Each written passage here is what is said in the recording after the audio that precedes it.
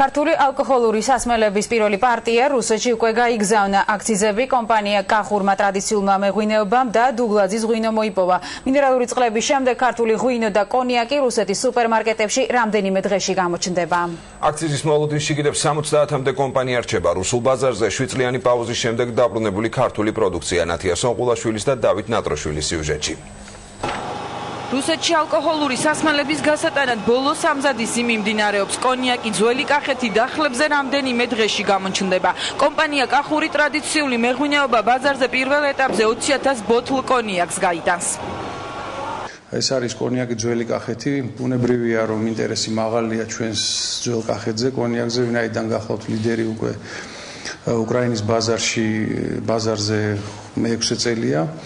ამდენად დღეს გავუშვებთ ჩვენ ამ პირველ მანქანას, ასევე დღეს მივიღეთ ჩვენ ორ მანქანაზე ღვინოზე აქციზური მარკები.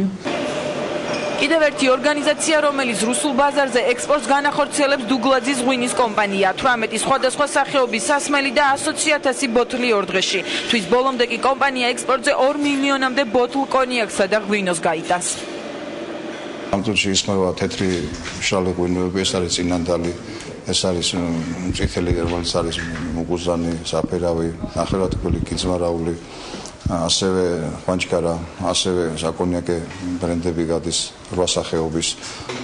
ქართული ალკოჰოლური სასმელები საშუალო და მაღალ საფასო სეგმენტში გაიყიდება და მისი ღირებულება დაახლოებით 300-400 რუბლი იქნება. პარალელურ რეჟიმში ხილისა და ბოსტნეულის ექსპორტზეც მიმდინარეობს მუშაობა.